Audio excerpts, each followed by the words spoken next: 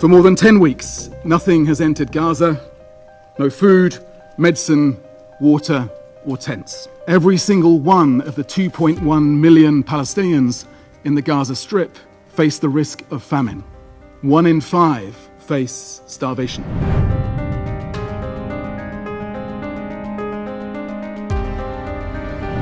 Israel UN ട്രക്കുകൾ കടത്തിവിട്ടില്ലെങ്കിൽ അടുത്ത 48 മണിക്കൂറിനുള്ളിൽ ഗാസയിൽ വിശന്ന് കരഞ്ഞു പിടഞ്ഞു മരിക്കാൻ പോകുന്ന കുട്ടികളുടെ എണ്ണം 14,000-ന് മുകളിലായിരിക്കുമെന്ന് UNന്റെ മുന്നറിയിപ്പാണ് ഈ മണിക്കൂറിലെ ഏറ്റവും പ്രാധാന്യമുള്ള വാർത്ത.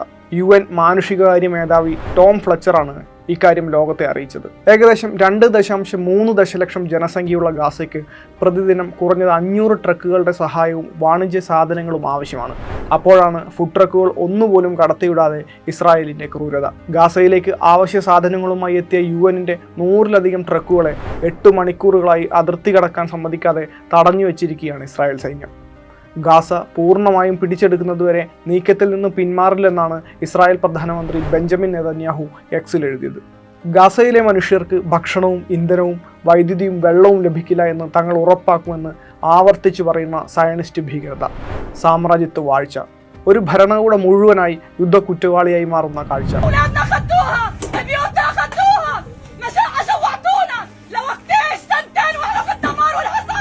ഗാസയിലേക്കുള്ള ട്രക്കുകളിലെ ഭക്ഷണ സാധനങ്ങൾ നശിപ്പിക്കുന്ന ഇസ്രായേൽ അനുകൂലികളുടെ ദൃശ്യങ്ങൾ ഇപ്പോൾ പുറത്തു വന്നിട്ടുമുണ്ട്.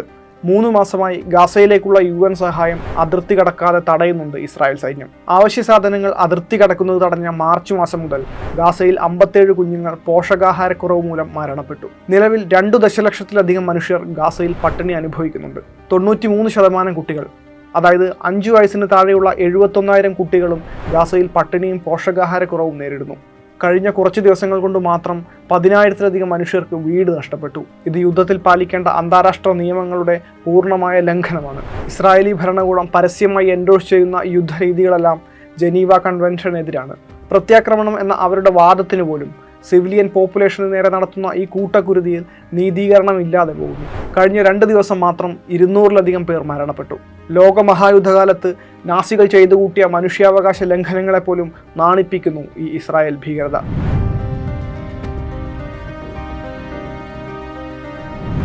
UNന്റെ ആ മുന്നറിയിപ്പിന് ശേഷവും ലോകം സുഖമായി ഉറങ്ങുന്നു, നല്ല ഭക്ഷണം കഴിക്കുന്നു.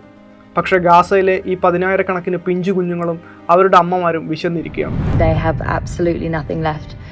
And yet here, just a few hours away, there's everything. There's enough food here for 200,000 people alone for an entire month. There's critical medication, life-saving medical supplies, everything that everybody needs. It's been sitting here for weeks on end, ready to enter the Gaza Strip.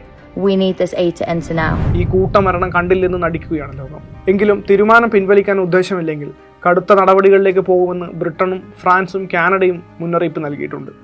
ജനങ്ങൾ പട്ടിണി നേരിടുകയാണെന്നും ഐക്യരാഷ്ട്രസഭയെയും സഹായ സംഘങ്ങളെയും സ്വതന്ത്രമായി പ്രവർത്തിക്കാൻ അനുവദിക്കണമെന്നും European യൂണിയനും മറ്റ് 20 രാജ്യങ്ങളും ചേർന്ന് പുറത്തിറക്കിയ പ്രസ്താവന ആവശ്യപ്പെടുന്നുണ്ട്. മനുഷ്യത്വം ബാക്കിയുള്ളവരാകെ പ്രതിഷേധിക്കുന്നുണ്ട്. എന്തിന്? സദ്ബുദ്ധിയുള്ള ഒരു രാഷ്ട്രത്തെ പോലെ പെരുമാറുന്ന അവസ്ഥയിലേക്ക് നാം തിരിച്ചുപോയില്ലെങ്കിൽ പണ്ടത്തെ ദക്ഷിണാഫ്രിക്കയെ പോലെ ഒറ്റപ്പെടുമെന്ന് ഇസ്രായേലിലെ മനുഷ്യത്വമുള്ളവർ പറയുന്നുണ്ട്. സുബോധമുള്ള ഒരു രാജ്യം സാധാരണക്കാരോട് യുദ്ധം ചെയ്യില്ല.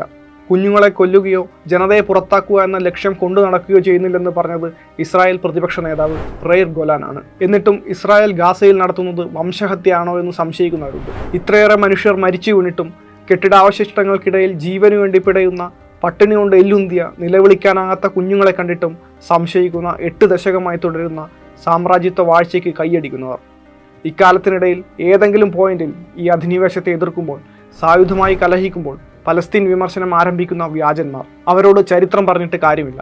പക്ഷേ ഇസ്രായേൽ അധിനിവേശം നടത്തുന്നവരും പലസ്തീനികൾ അതിൻ്റെ ഇരകളുമാണെന്ന് പറഞ്ഞുകൊണ്ടേയിരിക്കണം. അതെ, ശവപ്പെട്ടിയിൽ ജീവനോടെ കുഴിച്ചു മൂടപ്പെടുന്ന ഗാസയിലെ ഈ മനുഷ്യ ജീവിതത്തോട് ഐക്യപ്പെടുക എന്നതിൽ കവിഞ്ഞൊരു മനുഷ്യത്വവും ലോകത്തില്ല.